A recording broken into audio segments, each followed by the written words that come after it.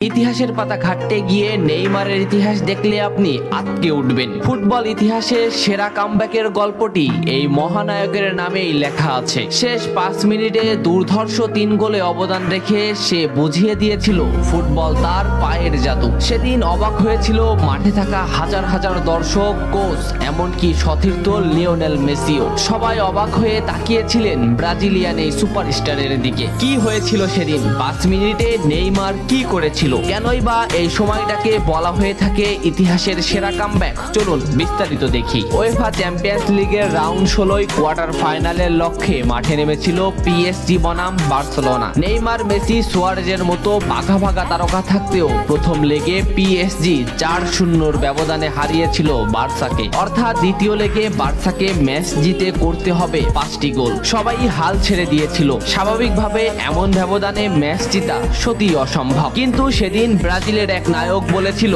এটা সম্ভব, আমরা এটা করে দেখাবো। যেভাবেই হোক না কেন আমরা দলকে ম্যাচ জেতাতে চাই। 2017 সালের 8 মার্চ অনুষ্ঠিত হয় এই ম্যাচের দ্বিতীয় লেগ। ম্যাচের শুরু থেকেই ক্ষিপ্ততা আর দক্ষতা দেখাতে শুরু করেন নেইমার। এই ম্যাচে যেন আবির্ভাব হয় কোনো এক নতুন নেইমারের। এই নেইমারকে তো কেউ চেনে না। ম্যাচের 3 মিনিটেই লুইস সুয়ারেজ পেয়ে যায় প্রথম গোলের দেখা। এরপর নেইমারের ক্ষিপ্ততায় একের পর এক আক্রমণ সাজাতে থাকে বার্সা। এদিন যেন নেইমারকে কোনোভাবেই আটকাতে পারছিল না পিএসজি। নেইমারকে আটকাতে একের পর এক ফাউলই বেছে নিয়েছিল তারা। ম্যাচের 40 মিনিটে লেভিনের আত্মঘাতী গোলে বার্সা পায় দ্বিতীয় গোলের দেখা। ম্যাচের 50 মিনিটে ক্ষিপ্ত থাকা নেইমারকে ডি বক্সের ভিতর ফাউল করে ফেলে দেওয়া হয়। এতে বার্সা পেয়ে যায় পেনাল্টিতে গোল করে দলকে এগিয়ে নেন লিওনেল মেসি। তবে যেমনটা ভাবছিলেন এই ম্যাচের গল্প ফুটবল বিধাতা তেমন ভাবে লেখেননি। 62 মিনিটে বার্সার কফিনে শেষ প্যারাটা পুড়ে দেন এডিনসন কাভানি। এতেই স্তব্ধ হয়ে যায় ক্যাম্প নু।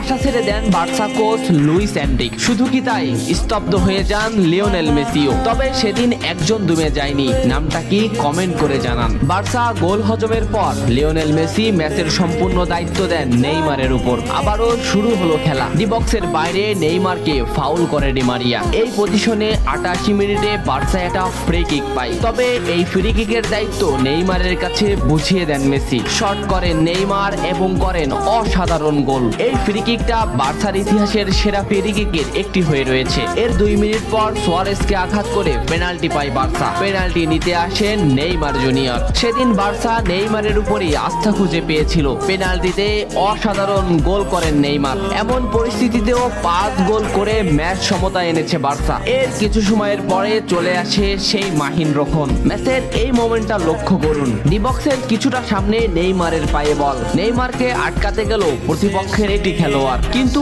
নেইমার শর্ট মোমেন্ট নিয়েও শট না করে বলটি সামনে আগালেন। এই মোমেন্টটা লক্ষ্য করুন। নেইমার একবার গোলের দিকে তাকালেন। এতেই সে বুঝে ফেলেছে কোথায় বলটি দিতে হবে। নেইমার শট নিলেন। আপনি সাধারণ চোখে এটাকে একটা শট দেখলেও এটা হলো সেই শট যা লিখেছিল ইতিহাসের সেরা কামব্যাকের অধ্যায়। নেইমার এমন ভাবে শটটি নিয়েছিলেন যাতে রবের্তো শুধু পা লাগিয়ে গোল করেছিলেন। শেষ 5 মিনিটে সেরা 3টি গোলে অবদান রেখে সেদিন ইতিহাসের সেরা কামব্যাকের নায়ক হয়েছিলেন ব্রাজিলিয়ান এই সুপারস্টার। সবাই যেখানে স্তব্ধ হয়ে গিয়েছিল নেইমার সেখান থেকেই শুরু করেছিলেন। নেইমার বুঝিয়ে দিয়েছিলেন নিজের দৌড়ত্ব।